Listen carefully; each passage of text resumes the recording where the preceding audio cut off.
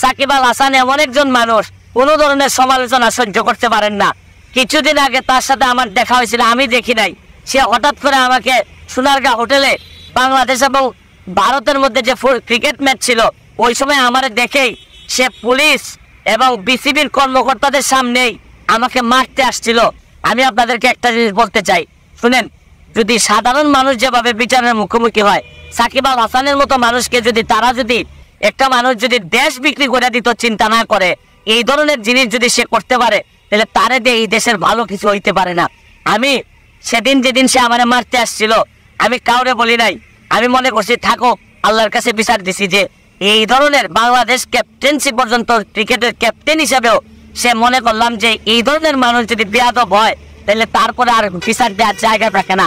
আমি দাবি জানাবো সরকারকে, তাকে ঠিক করেন, তাকে মানুষ বানান, আর না চাইলে সে এই ধরনের কাজ করতেই থাকবে। মাননীয় সদস্য জনাব সৈয়দ সাইদুল হক হবিগঞ্জ ৪ সম্পূরক প্রশ্ন।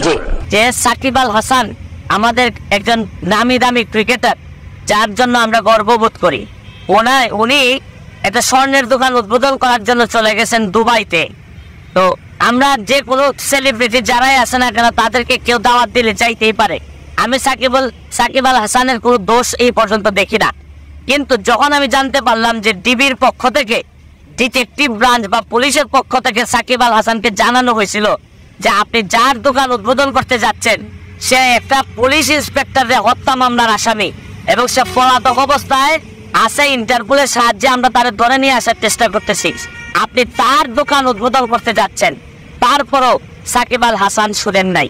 আমার কাছে মনে হয়েছে যে এটা যে একটা অপরাধ উনি জানেন কিনা, যে সেলিব্রিটি হইলে কি তার কোনো অপরাধের বিচার হবে না।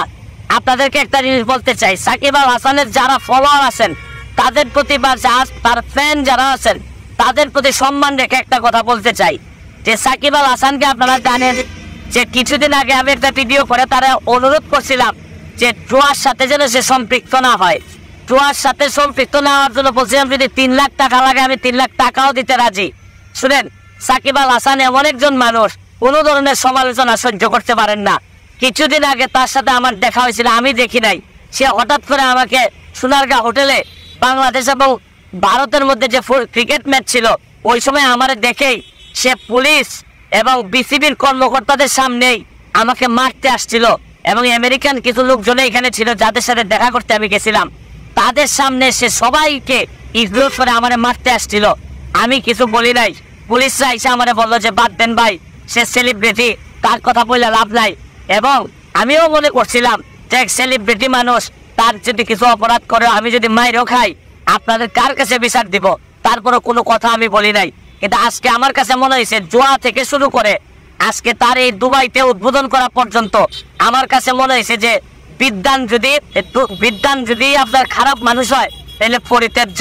সে যত কোয়ালিফাইড লোকই হোক, সে যদি মানুষ হিসাবে যদি ভালো না হয় তাইলে তার ফ্যান আর হওয়ার সুযোগ নাই। আমি আপনাদেরকে একটা জিনিস বলতে চাই, শুনেন, যদি সাধারণ মানুষ যেভাবে বিচারের মুখোমুখি হয়, সাকিব আল হাসানের মতো মানুষকে যদি তারা যদি এই বাংলাদেশের মানুষকে শুধু টাকার জন্য যদি এই ধরনের মেসেজ দেয় তাইলে কিন্তু বাংলাদেশে আপনি কোনোদিন সোনার বাংলা বানাইতে পারবেন না।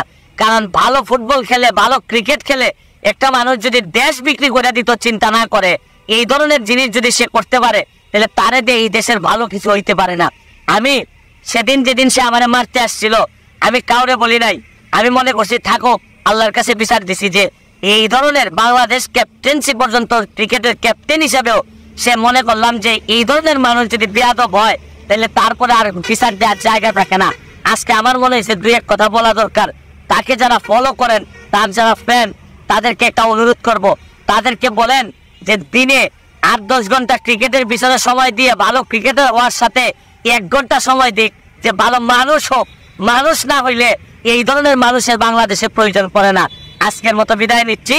আমি দাবি জানাবো সরকারকে, তাকে ঠিক করেন, তাকে মানুষ বানান, আর না হইলে সে এই ধরনের কাজ করতেই থাকবে। বিদায় নিচ্ছি, ভালো থাকুন, সুস্থ থাকুন। এবার ব্যারিস্টার সুমন ভাই উচিত শিক্ষা দিয়েছে সাকিব আল হাসানকে। কত বড় বেয়াদব হলে এই ধরনের কাজ করতে পারে। দর্শক, আপনারা কি বুঝতে পারতেছেন?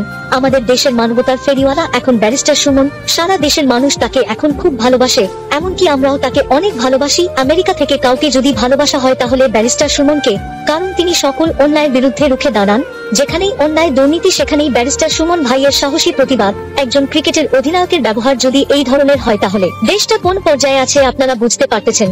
কিন্তু তার বিরুদ্ধে কেউ কথা বলার সাহস পায় না। কিন্তু দেখুন, বাংলাদেশ একজন সাহসী বীর পুরুষের জন্ম হয়েছে, যে কিনা এসব এমপি মন্ত্রীদের কোন পাত্তাই দেন না। সকল এমপি মন্ত্রীদের চুরি দুর্নীতি তিনি সাহসিকতার সহিত ফাঁস করে দেন। তাই তো তাকে এখন বাংলার ফাটাকেষ্ট বলা হয়। তিনি আর কেউ নন, তিনি আমাদের সকলের প্রিয় ব্যারিস্টার সুমন ভাই। দর্শক, আপনারা সবাই এই ব্যারিস্টার সুমন এর জন্য দোয়া করবেন, তিনি যেন বেঁচে থাকতে পারেন, তাহলে আমাদের এই দেশটা একটা সোনার বাংলায় পরিণত হবে। আজ মাননীয় প্রধানমন্ত্রীকে ধন্যবাদ জানাচ্ছি যে তিনি একজন যোগ্য এমপি বানিয়েছেন। ভিডিওটি বেশি বেশি শেয়ার করে সকলকে দেখার সুযোগ করে দিন। আর আপনি চ্যানেলে নতুন হয়ে থাকলে এখনই সাবস্ক্রাইব করে রাখুন সত্য তথ্য পেতে। Thank you for watching the full video from America. Respect American TV. RAT is the US broadcaster. To an estimated weekly audience of 1.5 million people. Providing news and information in more than 20 languages. Committed to telling the truth to the audience. Truth Media Respect American TV. Subscribe now, Respect American TV.